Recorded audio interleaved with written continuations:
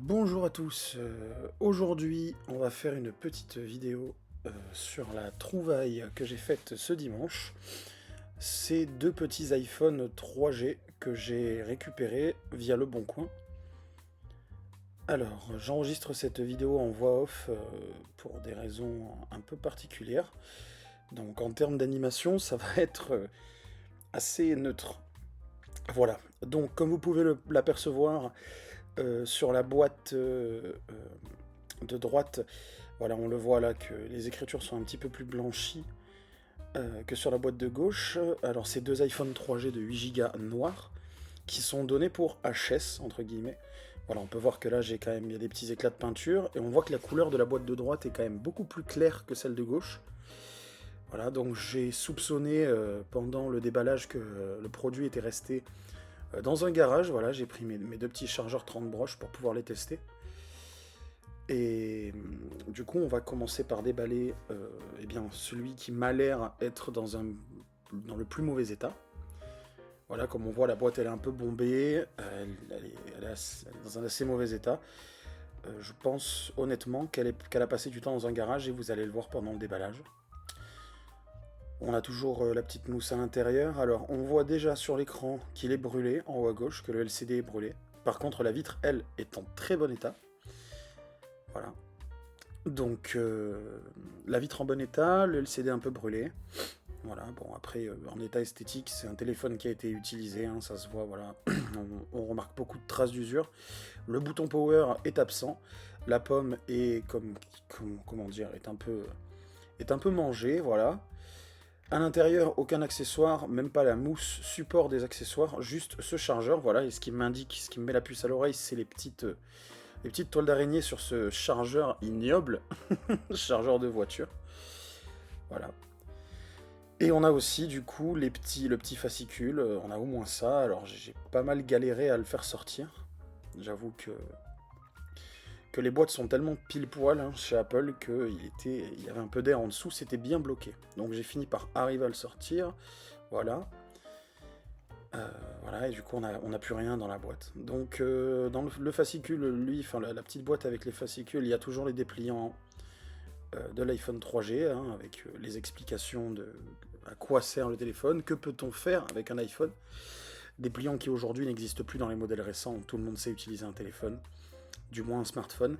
Voilà, mais c'est toujours assez plaisant de retrouver ce fascicule. Voilà, ça montre à quel point la technologie a beaucoup avancé quand même. Donc, hop, on va refermer ça. Voilà. Voilà, donc ça c'est ce qu'il y a dans cette boîte. Pour l'instant, on a un bouton Power HS qui a disparu carrément, et un écran brûlé en haut à gauche, et un châssis vraiment fatigué. Donc on passe au deuxième modèle, voilà, on passe au modèle qui a l'air dans un meilleur état. Déjà la boîte, on voit qu'elle a été conservée dans une maison elle présente peu de défauts, la couleur est bonne, on sent encore on sent encore qu'elle est saine, voilà. Donc on l'ouvre, toujours la petite mousse à l'intérieur. Alors là, on est sur un produit. Alors voilà, il collait un petit peu. L'écran est fissuré, pas de traces de brûlure au niveau du LCD. Bouton power en place, tout à sa place. Châssis non fissuré, enfin coque, parce que c'est du plastique, ce n'est pas un châssis à proprement parler. Sur l'annonce, j'avais vu que le téléphone était allumé. Donc j'imagine que lui, en tout cas, a la batterie de fonctionnel. En tout cas, c'est ce que je me suis dit à ce moment-là. Voilà, je fais un petit tour rapide de l'esthétique. Qu'est-ce qu'il y a dans celle-là de boîte? On voit déjà que c'est plus haut, que le fascicule est plus haut, donc ça prouve qu'il doit y avoir encore la mousse, avec la mousse d'accessoires, mais à mon avis, voilà, aucun accessoire, évidemment.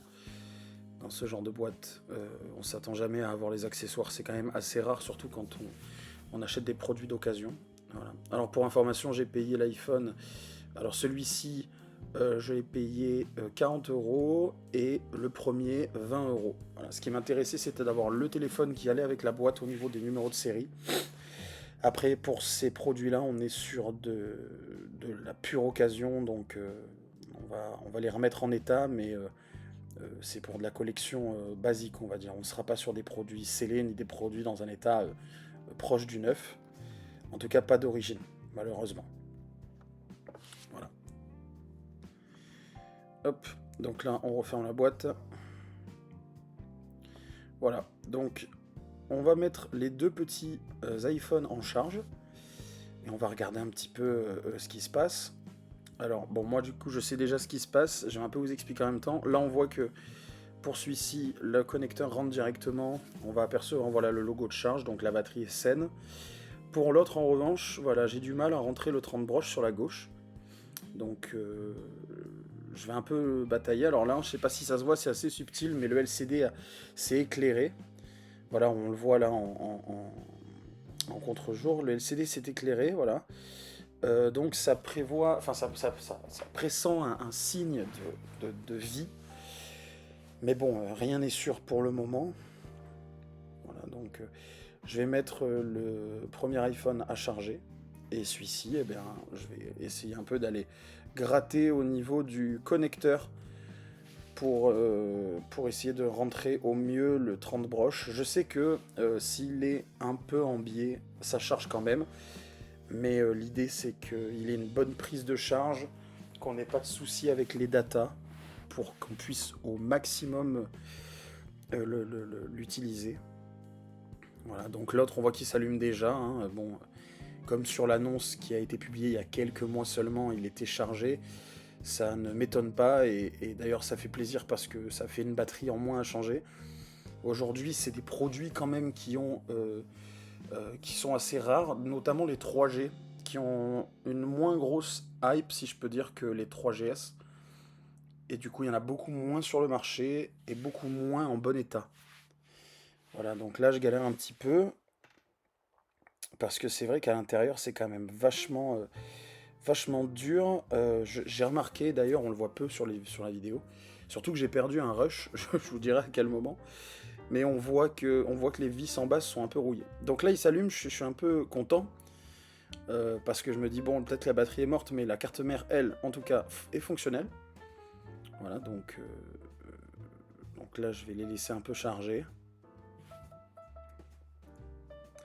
Et en fait, on va s'apercevoir que la batterie de celui de gauche, donc qui n'a pas l'écran fissuré, a beaucoup de mal à charger. On voit que la pomme a disparu, mais il n'est pas en boot loop. C'est ça qui est assez étonnant.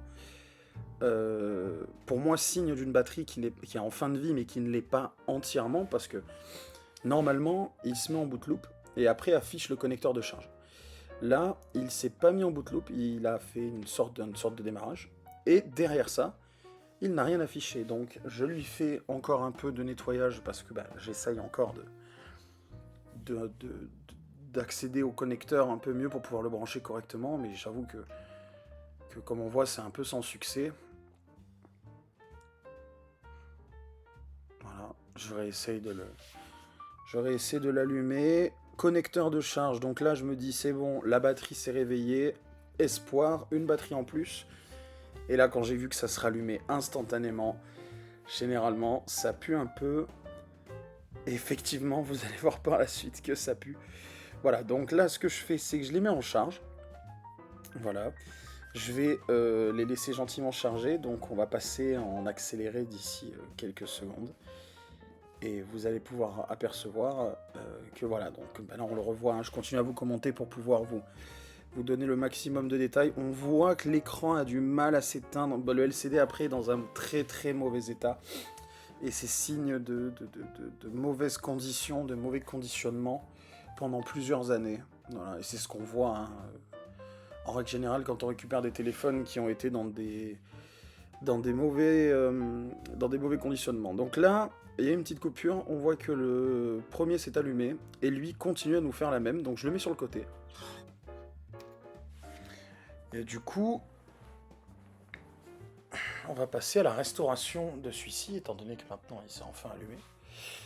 Donc, ce qu'on va faire, c'est qu'on va utiliser le logiciel iOS Legacy Kit.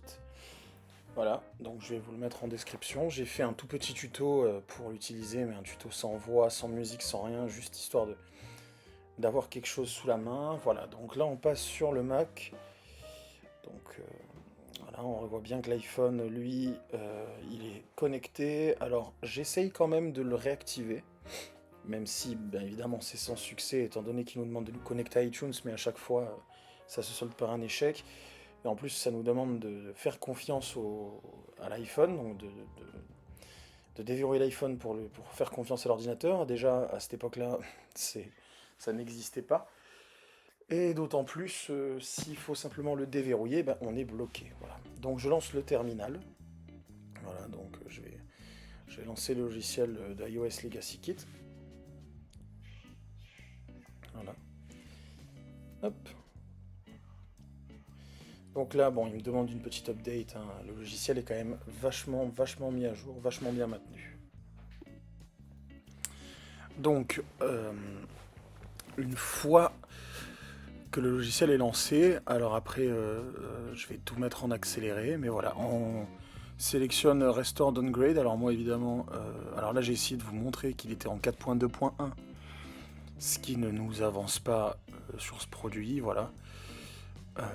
Donc j'ai un peu trifouillé dans le logiciel. Alors j'ai 2-3 petites erreurs. Voilà, moi qui vous dis qu'il est bien maintenu. Malheureusement, ça arrive encore qu'il y ait des petits problèmes. Voilà. Donc là, on fait restaurer. Moi je vais le mettre en 3.1.3. C'est tellement lent un iPhone 3G que, à part iOS 2, enfin iPhone OS 2, il y a peu de choses qui le rendent un peu utilisable. iOS 3 c'est le maximum. iOS 4 c'est vraiment compliqué, quoi. Donc là on cherche pas à récupérer les SHSH hein, sur ce genre de produit. Voilà, donc là j'ai mis la restauration en accéléré. À côté, j'essaye de redémarrer ce petit 3G qui fait la gueule. Voilà, donc là on passe l'iPhone en mode DFU.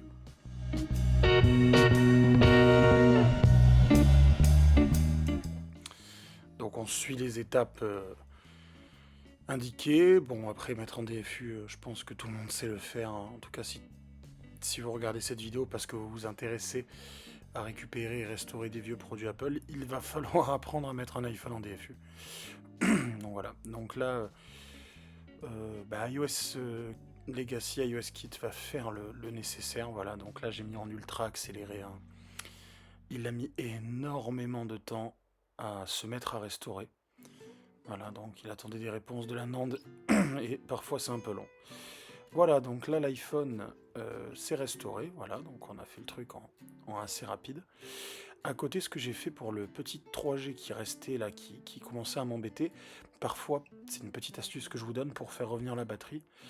Vous prenez l'iPhone et vous le mettez en mode recovery, ce qui le maintient éclairé, donc le maintient en fonction, et avec un peu de chance, au bout d'une petite demi-heure, 1 heure branché, on récupère un peu de batterie. Voilà, donc moi je l'ai laissé en charge le temps de la restauration, donc comme vous pouvez le voir, là on est en bon accéléré, ça a été très long. Donc là, bon comme on peut le voir, on est sur la fin de la restauration, on est toujours en accéléré d'ailleurs, et ça y est, voilà, c'est terminé. Alors, je vais essayer en vain de débrancher le 3G qui est en recovery, mais il s'éteint tout de suite, la batterie est officiellement morte. Et c'est là où j'ai perdu les rushs.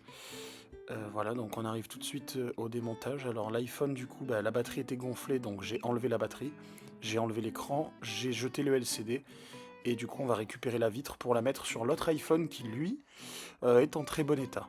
Voilà, donc là, on fait le démontage. Voilà, donc comme je disais, j'ai enlevé le LCD, je l'ai jeté, j'ai récupéré la vitre. Et la batterie qui était dessus, je l'ai enlevée. Donc là, ce qu'on va faire, c'est qu'on va récupérer toutes les pièces qui sont utilisables sur ce petit 3G. Voilà, donc je nettoie avec de l'alcool isopropylique les connectiques et j'enlève la colle grâce à ça aussi. Voilà, donc on récupère là la nappe qui fait power en volume et vibreur. On va aussi récupérer la petite antenne. Voilà. Et en fait, je ferai une partie 2. Voilà, ça fera une deuxième petite vidéo sympa, une partie 2, où j'aurai récupéré une coque arrière, un LCD, alors une vitre j'en ai commandé, une coque arrière, un LCD et une batterie, et on redonnera à cet iPhone 3G une seconde vie. Étant donné que j'ai la boîte qui va avec le numéro de série de la carte mère, ça serait vraiment, mais alors vraiment dommage d'acheter des petits 3G d'occasion et de ne pas avoir le droit d'utiliser celui-là. Donc je vais essayer de commander aussi des petits 3G HS pour récupérer des pièces d'origine. Voilà. Donc là c'est bon, le démontage est total. Voilà, donc là je passe un petit coup de dépoussiérage sur le châssis de l'écran. Et sur tout ce qui touche, bah là regardez, c'est le châssis métallique, je vais lui appliquer un peu d'alcool et je vais le frotter. Voilà, et je vais utiliser aussi ma petite pince pour pouvoir le nettoyer, voilà, parce qu'il est vraiment, mais alors vraiment dans un mauvais état. Il était surtout très sale, donc comme je vous dis, je pense que cet iPhone a eu une vie trépidante et qu'en plus il a été très mal conservé avant d'être remis dans sa boîte et très mal conservé dans sa boîte. Voilà, ça c'est mon avis personnel, mais je pense pas me tromper. Voilà. Donc pour la carte mère, on nettoie l'alcool, hein, c'est fait pour, on nettoie les petites pattes de fixation, les petites nappes. Voilà, je vais pas enlever le châssis métallique pour aller nettoyer en profondeur, hein, on fait du superficiel. De toute façon, la carte mère boot, donc on sait qu'elle fonctionne. Malgré que l'iPhone était un peu bend, un peu gonflé à cause de la batterie. Voilà, donc là un petit nettoyage aussi de la nappe Power volume plus moins et vibreur. Voilà, donc assez sale, donc on nettoie, on enlève la colle au maximum. Voilà, donc là, démontage du 3G fonctionnel.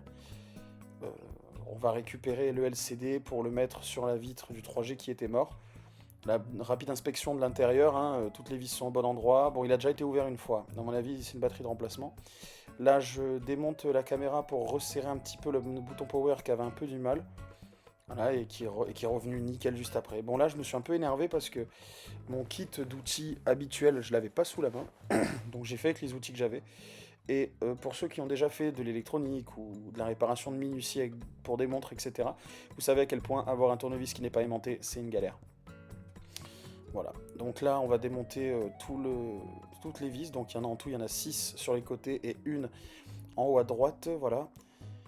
Et on va gentiment sortir le LCD. Alors, ne pas faire ce que je viens de faire avec la spatule, voilà, utilisez un cutter et rentrez sur les côtés, faites levier.